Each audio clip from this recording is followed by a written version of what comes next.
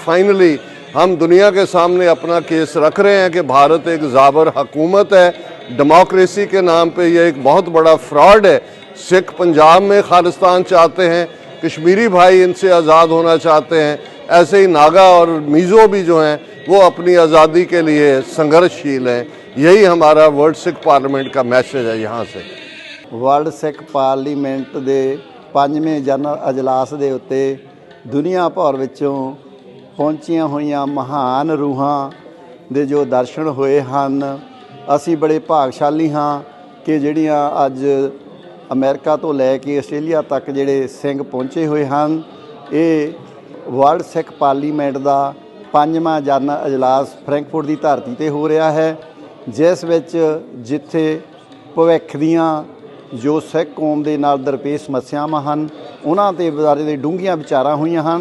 इस दे नाल ही जर्मन दे विच जो साडे सिख नौजवान उच्च विद्या प्राप्त कर चुके हैं जां कर रहे हैं, उन्हां नूं इत्थे दी सियासत लई उत्साह करन लई एक विशेष सैमीनार हो रहा है, जिस नूं साडे इस सियासत दीयां बरीकियां नूं समझण वाले विद्वान उन्हां नौजवानां नूं जो संबोधन करनगे ते नौजवानों के सवाल जवाब लैणगे।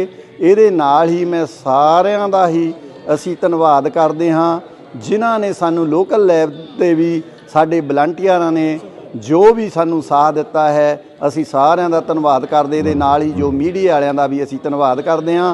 वाहिगुरू जी का खालसा, वाहिगुरू जी की फतेह।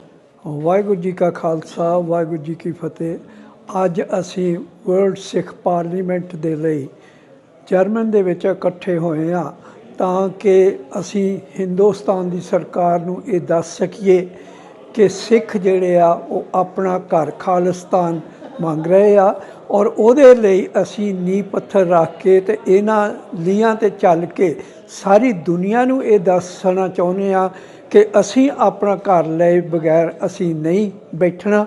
ਤੇ ਇਹ ਵਿੱਚ ਜਿਹੜੀ ਹਿੰਦੁਸਤਾਨ ਦੀ ਡੈਮੋਕ੍ਰੇਸੀ ਉਹ ਸੋ ਕੋਲਡ ਡੈਮੋਕ੍ਰੇਸੀ ਕਹਿ ਰਹੇ ਆ, ਉਹ ਡੈਮੋਕ੍ਰੇਸੀ ਨਹੀਂ, ਉਹ ਡਿਕਟੇਟਰਸ਼ਿਪ ਆ। ਅਸੀਂ ਉਹਦਾ ਜਿਹੜਾ ਨਕਾਬ ਆ ਉਹ ਅਸੀਂ ਅੱਜ ਇੱਥੇ ਸਾਰੀ ਦੁਨੀਆ ਦੇ ਵਿੱਚ ਦੱਸਣਾ ਚਾਹੁੰਦੇ ਹਾਂ ਕਿ they are the biggest liar in the world and that is very important for everybody to know. Thank you. ਅਤੇ ਸਿੱਖੋਫੋਬੀਆ ਤੇ ਆ ਔਰ ਮੁਸਲਮਾਨਾਂ ਕੋ ਇਸਲਾਮੋਫੋਬੀਆ ਆ, ਜੂਆਂ ਦੇ ਕੋ ਐਂਟੀਸੈਮਿਟਿਜ਼ਮ ਆ। ਪਾਰਲੀਮੈਂਟ ਬਣਾਓ ਤੁਸੀਂ ਤੇ ਜਦੋਂ ਦੀ ਤੁਰੇ ਆ ਲੱਗੇ ਆ ਤੇ ਲੱਗੇ ਰਵਾਂਗੇ। ਇੱਕ ਮੇਰਾ ਸਾਰਾ ਜ਼ਰੂਰ ਬੇਨਤੀ ਆ ਖਾਸ ਕਰਕੇ ਮੇਰੀ ਧੀਆਂ ਨੂੰ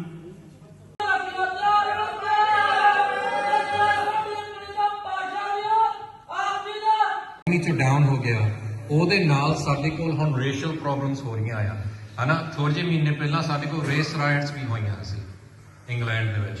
ਉਹਦੇ ਵਿੱਚ ਇਹੀ ਸੀਗਾ ਕਿ ਉਹ ਕਹਿੰਦੇ ਸੀ ਕਿ ਮੁਸਲਮਾਨਾਂ ਨੂੰ ਕੱਢੋ, ਰੇਸ ਰਾਇਟਸ ਹੋ ਰਹੀਆਂ ਸੀ। ਸੋ ਇਹ ਆਪਾਂ ਨੂੰ ਕਦੀ ਉਹਨਾਂ ਦਾ ਫੋਕਸ ਜਿਹੜਾ ਹੈ ਉਹ ਧਨ ਦਾ ਕਮਾਣਾ ਹੈ, ਉਹ ਧਨ ਦੇ ਖੱਡੂ ਨੇ। ਤੇ ਸਾਰੇ ਤੁਸੀਂ ਜਿੰਨੇ ਪਹੁੰਚੇ ਆ ਇੱਥੇ ਭਾਗਾਂ ਵਾਲੇ ਆ। ਅੱਜ ਦੀ ਸਭਾ ਵਾ ਇਹਦੇ ਸੰਗਤ ਨੂੰ ਖਾਸ ਤੌਰ ਤੇ ਕਹਾਂਗਾ ਕਿ ਆਪਣਾ ਇੱਕ ਸਿੱਖ ਮੈਨੀਫੈਸਟੋ ਬਣਾਓ, ਏਜੰਡਾ